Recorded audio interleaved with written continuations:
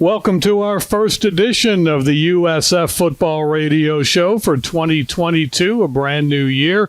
Jim Lauk, Joey Johnston with you, and of course the head coach, Jeff Scott, as we get set for the Bulls and Howard University on Saturday night at Raymond James Stadium. Coach, thanks for being with us. Looking forward to another year on this show. One game behind us. You've had a chance to look at tape against BYU in week one. What did you come away with thinking after seeing that game about adjustments and getting ready for week two? Yeah, getting an opportunity to come back in on Sunday and watch the video. The first thing that stood out, obviously there was a lot of mistakes that we made early in the game.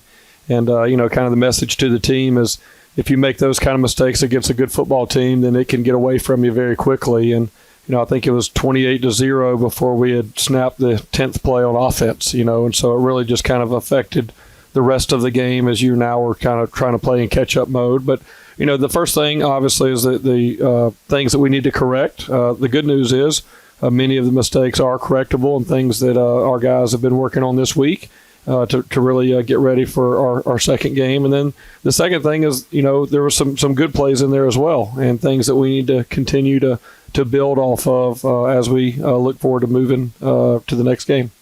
Jeff, I know you mentioned about the communication and the adjustments. Need to square that away. I think people might be interested to know just how you do communicate. You have two coordinators in the press box. You have guys on the sideline signaling in the plays. What are the keys to making that whole operation run smoothly? Yeah, well, there's a lot of moving parts, and there's several channels on our headsets. The defensive coaches are on one channel, the offensive coaches are on a different channel, and then I kind of can go back and forth. And then we also have a third channel for special teams. But yeah, the biggest thing, looking back, BYU really was not a tempo offense last season, and so Coach Shoup, our defensive coordinator, kind of had a plan to let them line up, see the formation, and then get the call in.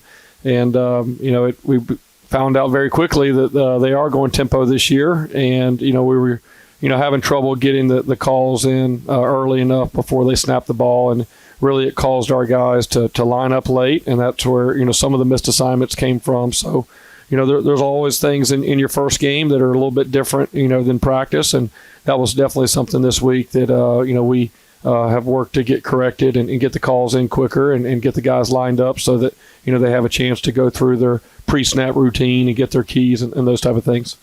And talking about a little bit different, all ready to go, and then the weather hits. We talked about on the air of it kind of being like a wedding when you get all the way up to the altar and the wedding doesn't happen. You guys were literally coming out on the field when you got the stop sign. And people may not realize the level of preparation for a game. This wasn't a case of, how about that, a lightning delay? Now what do we do? You had this all mapped out, knowing that this was a possibility from looking at the forecast.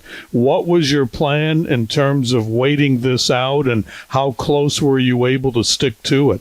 Yeah, it was, obviously it was unfortunate that, that happened. But we knew going in this time of year that could definitely happen. And the closer we got to the game, it was becoming obvious that we probably would have something. So, first of all, you got to go full speed until you get that the call that it's going to be under delay. And, I'd just given the pregame speech. We just got our team breakdown. We were turning to go out and run out the tunnel. And that's when they told us that we were, on a lightning delay. And, so the first thing for us is for our guys just to kind of go back to their locker. And, really it's every 10 minutes we get an update. So I think that's the most difficult part is, you don't know at the very beginning that, hey, this is going to be 2.5 hours. It's really every 10 minutes you're getting a new update, and you have to be ready to go out on the field or sit back and wait another 10 minutes. And so that kind of went on for whatever it was, close to 2 hours. And, for the first hour, our guys were really kind of having to stay in that, mindset, the kind of the 10 minutes before kickoff type deal, right? And they're listening to music and trying to keep their energy and focus on. And then after about an hour, I told them really just to kind of take their shoulder pads off and, relax, because you can't be in that kind of hyper state for, that long of a time. But, at the end of the day, we executed the plan that we had. Obviously, I don't know if the results, after the lightning delay were because of the lightning delay or not. the big message to our players is, we can't let external factors impact our success. At the end of the day, we got to be ready to go out and play. And, so we're not going to use that as an excuse, but our guys definitely have to learn because, we could be in the same situation, one of these next few games. So you mentioned you fall behind 28-0 before your 10th offensive play, not the start you wanted, and there's some shock value in that. But as a coach, from that point on, how do you evaluate? And is it important to evaluate what you see from that point on when it's a difficult situation, just in terms of effort, in terms of execution? Absolutely. I think the biggest thing for us is, everybody was surprised because, we were very optimistic of how we practiced, how we prepared. I really felt that we were ready to play, and obviously we were not. So that was a little bit of, you kind of get punched in the face, and then how are you going to respond, right? And that's something that we talk a lot about, right? It's always about the next play. You can't do anything about, what happened previously. You've got to be focused and locked in on the next play. And, even though it definitely was not to our standard of the way that we need to play, I did feel that our guys continued to play. The fact that we outscored them 14-12 in the second half after the game had really kind of gotten away from us early. I think that really shows that our guys continued to play, and we were able to at times move the ball. We had a nice touchdown drive, and then we were close there, our second to last drive, of having another nice drive to put it in the end zone. But at the end of the day, you got to look at each and everything that you did as coaches and players. The good news is we get to play here in a few days, right? And that's a long off season kind of build up to the first game. But really, I think the most improvement comes usually between week 1 and week 2. And, the good thing from watching the video is a lot of the things that maybe we, had mistakes and things that need to get corrected are things that we can do and we can improve. And so that's really kind of where our focus has been all this week. Difficult task for the offense because I would guess a lot of the planning and the game plan is adjusted on the fly when the scoreboard isn't reading what we want it to read. How would you evaluate the offense in this first game? Yeah, up and down. Absolutely. I mean, we had a game plan kind of going in, and that changed pretty quickly there in the first quarter. But, there were moments where we were able to throw the ball and had some times where we ran the ball, but not consistent enough. I think, all of football is, all 11 guys have to be doing their job. You can have nice protection, you can have a good throw, and then the receiver doesn't catch the ball, you have a mistake. Or, offensive tackle gives up an MA and the guy goes the wrong way, and all of a sudden you got pressure on your quarterback. So, overall, it was inconsistent to the level of what our standard is and the way that we know that we're capable of playing. There was a few bright spots in there. I think the 4th and 1, right there before half, it was nice to be able to see us punch it in when they knew, that we had to go in there and get that. But overall, definitely a lot of room for improvement. Defensively, you mentioned, problems with lining up. So when you look at the overall defensive effort, was it more a case of USF beating USF? Or BYU overpowering you, or a little of both? Yeah, I think it was a combination. I think there was definitely a lot of self-inflicted wounds that we had with either not getting the signal. We gave up a touchdown there on our locker room side just because one of the corners, didn't get the call. And all of a sudden he's in cover 2 and supposed to be in quarters, and it's an easy touchdown. It wouldn't have mattered who we played that in that game. If you bust that's going to be an easy touchdown. So those are things that we can control. I didn't feel like our tackling was where it needed to be, and sometimes you see that in the first game, and the guys have to kind of learn from that and make sure they have their feet and base in the right position and using the correct techniques. But the other side of it is that was a really good, very experienced offense, a really talented team there at BYU. We knew that, and we knew we were going to have to play at a very high level to have a chance to compete with them. And unfortunately, we didn't play to the level we needed to. You have to review this game, obviously, after the fact, but there's a time when you turn the page and get ready for week 2. What's your process like in making that transition of, okay, we know what we know, we understand what happened, now we move on to week 2? Yeah, well, I think, the process stays the same as far as, you get 24 hours, whether it's a win or a loss. you got to be able to kind of put the emotions of the game behind you. And so whenever our guys showed up here on Monday morning, it was important that they came in with an attitude of that game's behind us. Now let's learn from it. Let's look at the actual video, now that we're out of the game environment, and we got to learn from it. We can't just turn the page right now. I mean, there's lessons in this. And if we would have won the game, it would have been the same thing. There would still been plenty of things that we have to improve on. But so I think it really, for us, Monday is kind of that self-reflection day. For the coaches, it's Sunday, and then for the players, it's Monday, and really kind of go out and clean up some of those mistakes. And then whenever we show back up on Tuesday, it's really more about getting ready for your next opponent, but at the same time, staying locked in on, the things that we can control and that our overall execution of the plan for the new opponent. It seems like in the football culture these days, if you don't have a good performance, it's complete overreaction. If you do have a good performance, you're the greatest team in the world, and that changes week to week.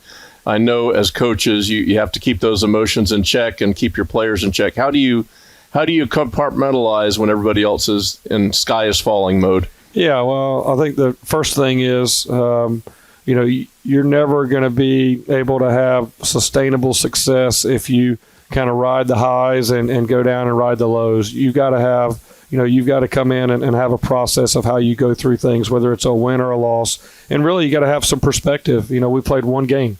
All that game meant, without us coming out with a victory, it means we're not ready to be a top 25 team. And we're not going to be undefeated this year. I mean, that's really all that means. We got 11 games ahead of us. Our season will not be defined by that first game and that first loss. It'll be defined by what we do moving forward here over the next, starting with this week and over the next, 11 games. So the big message to our players, obviously, everybody's disappointed because we put a lot of energy and practice into that. But the big message is we need to take the good and the bad from this. We need to learn. We need to improve. And, we need to go out and play much better to our standard this week, and then use that momentum moving forward.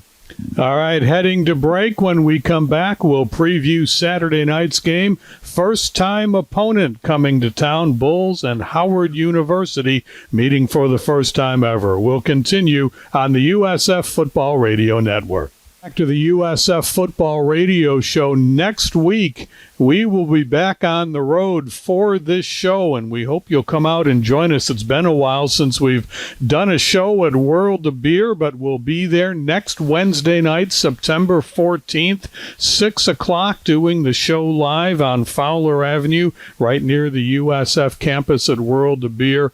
Been a while, so we hope you'll come out and see us. We're looking forward to it. Wednesday, September 14th, World of Beer at 6 o'clock. And, of course, there's football this Saturday night at Raymond James. 7 o'clock, Howard University comes to town. A lot of familiar faces, no less than 4 former Bulls, including the head coach on the Howard University coaching staff. And, Coach, obviously Howard is a much different team than BYU, but we've heard a very consistent message from you and members of your staff and players about how preparation for week 2 is not quite so much about who you're playing. It's about the USF team and getting your house in order and getting things ready to play. Yeah, we're definitely excited to get out and play. I mean, anytime you come off a difficult loss, you're ready to go out and play, a couple of days later because you want to get that taste out of your mouth. So I think for us, we fully respect Howard. I mean, Howard's a much improved team from where they were a year ago after watching all of their video a year ago and watching their video this year. Coach Larry Scott and his staff have done a really good job of really improving their overall roster and how hard their guys play within their schemes of what they do. But, the big message is, hey, this is all about us. I mean, we really have to focus on, USF and not losing to ourselves by, some of the self-inflicted wounds maybe that we had in week 1. So, obviously we have to study Howard. We have to know what they do offensively and defensively so we can, get ready with our game plans. But really I want our players completely focused on our own execution, and we need to go out and play a clean game and really, take the next step to be the team that we want to be this season. I thought Travis Trickett, your offensive coordinator, had an interesting perspective. He was telling us about his days at Samford and Georgia State and going to Arkansas and Auburn. And, they know the deal. Heavy underdogs. But, they got off to a good start in some of those games, and they had their fans sweating. And it's a mental thing. You go in and do what you do. You've got to do what you do as well, like you said. So what's the mental aspect of preparing for a game like this on both sides? Yeah, well, number one is you as a coach and players have to know that anybody you play is capable of beating you if you're not playing at your best. I mean, that really, the mindset should not be any different. Obviously, the outside energy and all that may be different, a week from now when we go play at Florida. But as far as our preparation and our mindset as coaches and players, it really has to be the exact same. Because if you're not prepared, really you could go out there and anybody is capable of winning. And there's plenty of examples, of that, each and every year and really each week in college football. So I think our players know. They've watched the video, and Howard has a good number of players that are from Florida. So not only, several of the coaches, having connections here at USF, but many of their players are from this state. And, this is probably a game they've had circled on their schedule for a long time. So, I expect that we're going to get their absolute best. And, as long as we bring our best, then, everything should work out for the Bulls. And that's really, got to be our mindset is we got to go out and focus on, how we do what we do and not really who we play or any of those external factors. Well, BYU's kickoff strategy last week was pretty evident. Kick it as high as you can, make them wait for it to come down.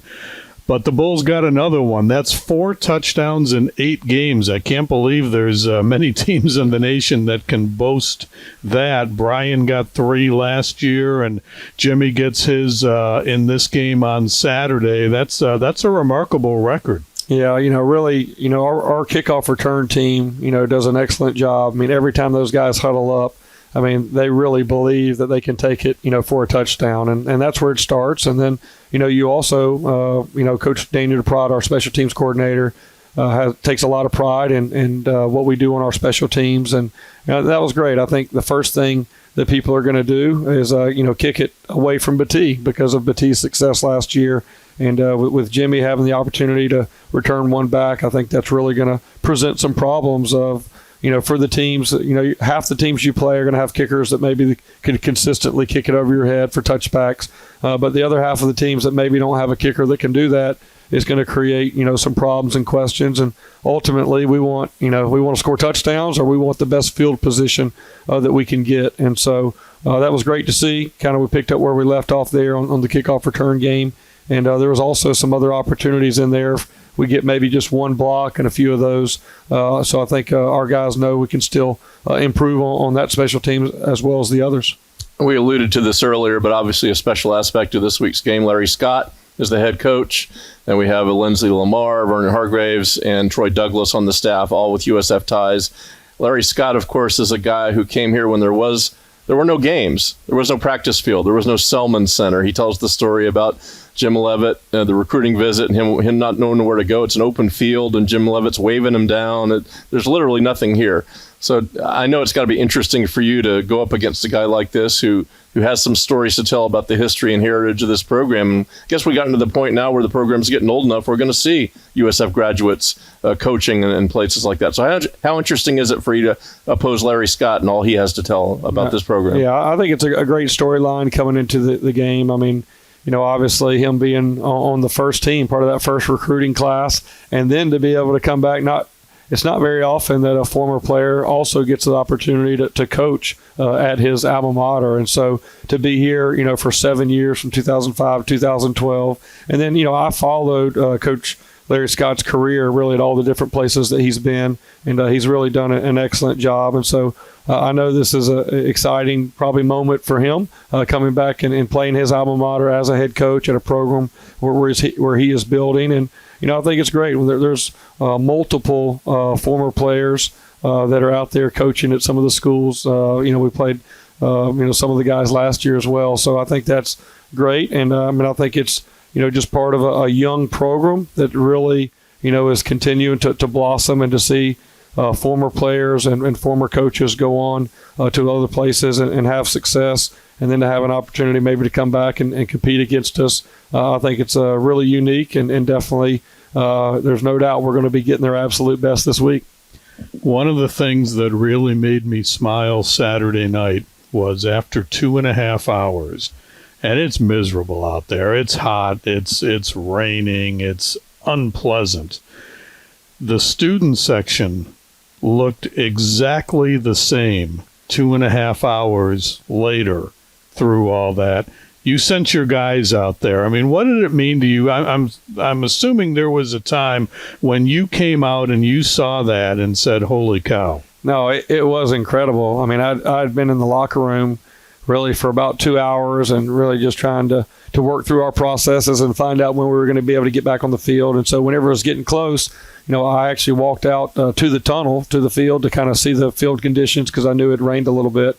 And whenever I got out there and I saw the student section just packed, I was like, oh my gosh, this is incredible, that our students are here and have waited for 2 hours. And so when we got out there early on at the beginning of the warm-up, I just thought it was an opportunity to send our players over there to thank our students for waiting out for 2 hours. And, there's no doubt. I mean, I think that's also one of the frustrations for myself and our team is, we had a really good environment right there for us. And, we just really didn't do our part. And so I'm really hoping that our students will come back this Saturday night.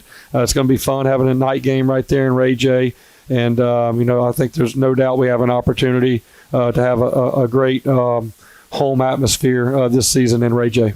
As you seek to put on a better show for the home fans this week, obviously you want to win, but what kind of game would really please you? Do you look for a clean, penalty-free game, great execution? What, as a coach, what would really make you happy Saturday night? I mean, the biggest thing I want to see us dominate. I mean, that's really what you're looking for whenever you're coming back maybe from a game where you did not play well is let's get off to a great start. And, let's be aggressive on offense and on defense. And let's be the team that I've seen in the offseason throughout our scrimmages and spring ball and all the fall camp scrimmages and all those things. I didn't see that same team, last Saturday. And really what I want to see is I want to see that group go out here in Ray J Saturday night and be who I know that they are and go out and dominate a football game from the beginning to the end. I mean, that's really what you're looking for. And as you're going into week 2, that's the mindset of our players. How would you evaluate Gary's first game as a Bull? Yeah, I thought overall, after coming back and watching the video, he did a lot of really good things. I think probably the biggest thing that was a positive is, in his first start here at USF, again, the score got out of hand very quickly. A very unfortunate play on the bubble screen to the running back.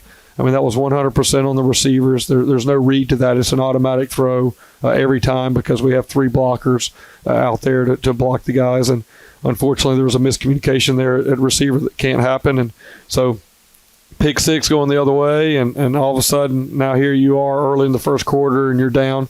And what he showed is poise. I never saw him get flustered and never saw him he sat in the pocket as we started to throw the ball down the field. Really saw him be patient, sitting in the pocket. He delivered some really nice balls. I think he would tell you there was a few balls that, were a little high and maybe behind the receivers that he would like to have back that he definitely knows that he can improve on. But overall, for a first game, especially in a very difficult situation that we kind of found ourselves in, I felt like his leadership and just kind of calm presence was really good to see, and I think he showed some experience with that. And on 2 of those touchdown drives that Gary led, 2 of the big plays were passes to Xavier Weaver, 1 for 50, 1 for 27. We know about Xavier Weaver. He made big plays all of last season. Gary is just now getting to know what it's like to work with him. What did you see from that Bohannon to Weaver combination, not only last week, but what you see for the future? Yeah, no, it's been really good. I mean, I think, obviously, Gary got here in May, so he wasn't here in spring for spring practice. So really, this fall camp has kind of been Gary's time to work with Weaver and work with Jimmy Horn and some of those guys. But yeah, I think there's no doubt that Gary to Weaver is going to be a really strong connection for us, this season moving forward. And then I think the other thing is I feel like we have a really deep wide receiver room. We didn't maybe play as many of those guys because we were trying to work through some of the issues that we had out there on Saturday night. But, I look forward to more of those receivers getting involved here this coming Saturday. Coach, thanks. Good luck on Saturday, and we'll see you next Wednesday night out at World of Beer. All right, looking forward to it. Go Bulls. Head coach Jeff Scott, the Bulls and Howard University, 7 o'clock kick on Saturday. Last chance to see the Bulls at home for a couple of weeks at Florida and at Louisville coming up after this one. Strength coach A.J. Artis and also defensive lineman Tramel Logan are guests. They'll be coming up later in the hour, and we'll be back after this on the USF Football Radio Network. Welcome back to USF Football Radio Show. Don't forget, next Wednesday, 6 o'clock, World of Beer. We're back out on the road with this show. We'll be out on Fowler Avenue at the World of Beer from 6 till 7 for another edition of the USF Football Radio Show. Right now, we're getting ready for the Bulls and Howard University, Raymond James Stadium, Saturday night, 7 o'clock. And joining us now is Tramel Logan from the defensive line. Tramel, thanks for taking time. You are a testament to hard work. You came into this program, we are told, at about 211 pounds. And it's a whole different story now. Tell us a little bit about the work you have put in to get yourself ready to be such a big contributor on the defensive line. So when I first came in, I was 212. So I wasn't really eating as much. I had to eat more. I started lifting more, getting more pumps in this past off season. So I feel like that was the difference that I did from my freshman year. And this year was just more focusing on my body and taking care of it. And I was watching the difference and how it was growing.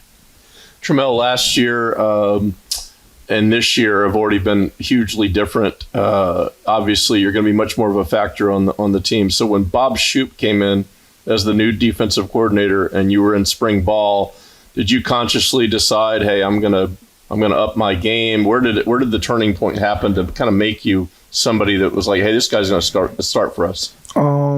So it was really the end of last year. It was I need to step up my role and trying to help change the game and be a part of an amazing defense. So when Shoop came in, then knowing his getting to know his playbook and what it was, I'm I could see myself thriving in his defense.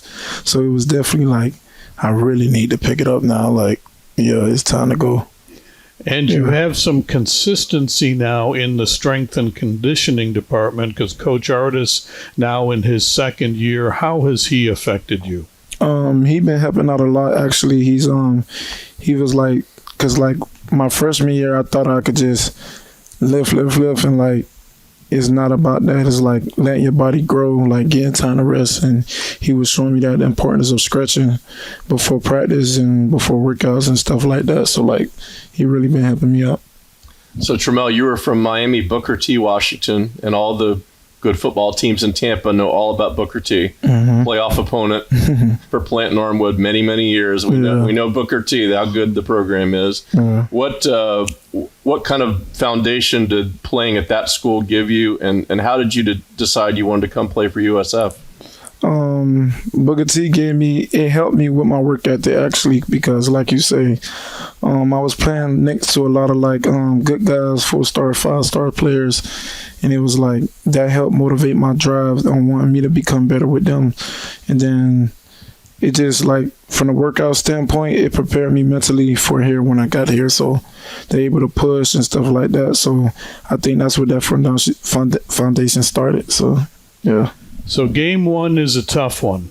Doesn't matter what sport you play. Every athlete goes through it sooner or later. Yeah. How do you bounce back? What's your mental process as you prepare for Saturday night's game? Me personally, I tell myself if I ain't reached my game day goals, I tell myself I need to step it up and go a little harder, and that's what I've been trying to do this week. What I'm going to do, and hopefully it'll be a different outcome this Saturday. It will. So obviously a goal for you guys is to get more sacks and more pressure, something that didn't happen too much last year. You showed some signs of that in this game. You've got yourself and Jatorian Hansford on the edge. and Rashad Cheney, another new player on the interior, along with Rashawn Yates, and you've got guys behind them. A lot of guys can rotate in and out. Describe what you see from your defensive line and how you think you guys are going to be able to create more pressure this year. I'm really excited for this defensive line. Like knowing them guys that came in, like Hansford and Jatorian and the freshmen, like everybody came in to work and the previous guys. So like that competitiveness, and we also push each other, like, you know, like the chase goals and stuff like that. So the chemistry's there, like everything in this place. We just ready to go. Just ready to go. You touched on it a little bit. New defensive coordinator. You like Coach Shoop's philosophy. How does it specifically fit your talents and what you want to do out there? So like, yeah, I always been kind of like a twitchy guy, like kind of fast. So like he does like a lot of movement. So like with us up front, and I like that because I like to be able to move around him because I know I'm quicker than the offensive line. So like when I seen that, and then giving me a little more freedom when we rush, like in our third down packages, like everything was just like in place. I feel like fit for me. So we're told you're about 249. Does that sound about right? The guys you're going up against, particularly the ones you just went up against BYU, may have 50 pounds on you. Yeah. So how do you combat this giant you're trying to get past? What techniques do you use to get into the backfield when you're playing against somebody much bigger? So from the previous years, my power moves wasn't really as strong or effective as it is now because of the strength part and the weight. So now that my weight and like my strength is up, I'm able to do multiple things and like give different looks with speed to power, and like more power moves at that. So like everything is like working out well. We talked a little bit about the physical changes. How about the mental changes? You're one of the veteran guys now. You played more than 20 games. You're in your third year as an active player. How have you changed mentally in the football field? I've been like, I approach this season like being more of a student of the game. So like I want to get better with watching film mentally, like noticing formation, pass sets, like things they like to do. They help me be a better defensive player in general. So like the mental part, I wanted to be more of a student of the game.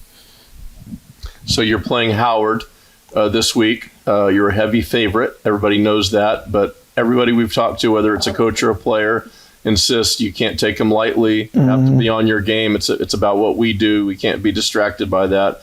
As a player, when all your people, all your family and friends are probably telling you, hey, you guys probably going to win this week, how do you lock in and just play the game and not get distracted by that sort of talk? I always look at a game as a big game, because like they probably looking at it the same way because like we're a bigger program, so there's like they probably coming in with something to prove, and obviously I feel like I got something to prove. So like you never know what a man's mentality is across from you, and probably trying to come out to dominate as well. Nobody want to lose, so like of course you got to expect their best and you got to give your best, and the best will win. We're looking forward to seeing you play on Saturday night. Thanks a lot for taking time for us today. Yes, sir. Appreciate y'all. Tramel Logan, defensive line. He'll be on the field for the Bulls Saturday night at 7 o'clock as USF faces Howard. First matchup between those two teams. Stay with us. More to come on the USF Football Radio Show. Welcome back to the USF Football Radio Show. Don't forget we are on the road with this show next Wednesday, September 14th, World of Beer on Fowler Avenue, 6 o'clock. Come on out and meet us and meet Coach Scott. Looking forward to that on Wednesday, September 14th. We're getting ready for the Bulls and Howard University this week, and strength coach A.J. Artis joins us now. We visited with one of your success stories earlier in this show when we had Tramel Logan on. It's quite a remarkable transformation from him. That's got to be gratifying for you when you have a guy that buys in, does the work, and then you see the results. It is. God has bought into the program, take care of his body in the weight room, outside of the weight room. We have him 8 hours a week. What are you doing the other the other hours of the day throughout the week, and he really bought in, and all the credit to him, no credit to me, all credit to him, and buying in, working hard, pushing himself, and doing everything nutritionally to kind of build his body up so he can make an impact on the field this year. Coach, every football coach in America always talks about how important the strength and conditioning coach is because of the time you get in the off season, the foundation that you lay, and that's certainly true here. Coach Scott appreciates your work, and he always points out the grit rankings that you guys do in the off season. I guess that measures effort and work ethic. It's always interesting to see the guys that are on top of that. What do you look for when you're compiling your grit rankings? How do you decide who's on that chart and who's not? So it's effort, it's attitude, it's extra work throughout the day, it's bringing others along, it's energy, it's enthusiasm. Each individual day, because it's really easy to have a great Monday or a great Tuesday or a great Wednesday, but can you do it over and over and over again? And me and my staff, we sit down every single day at the end of our workouts, and we grade each player on our team 1 through 4. 2 is kind of being average, 500. 3, you can win with a guy. 4, championship level. 1, a guy may be late to the lift, maybe didn't give everything we had to get on him. 0, to get a 0, you had to quit the workout, essentially. But guys really bought in, had some good incentives for the guys to kind of push and work harder. And it's good feedback when I send out every single day and you are compared to your other teammates. And if you're not to the standard of your position group or of your unit, you want to push harder and work harder. And coach, what can I do? What can I do to be better? And that was the whole premise around it, was to give the guys immediate feedback, same day, how they did. Now, if they got a low score, coach, why did I get this? And me and my strength staff could tell them directly why they got that. Okay, we can work on it. Okay, the next time it comes up, coach, why did I get this? We did this. Coach, you're right. I did do this. So it's giving immediate feedback and hopefully creating a positive culture to hard work and just grit and just being tough. And it's hard. It's hard every day. I got to be the same guy every day. They got to be the same consistent person every single day for us to get to where we want to go to. You have such a unique opportunity to build relationships, because Joey touched on it. There are significant times during the year when you're the only guy that's dealing with the players on a day-to-day consistent basis.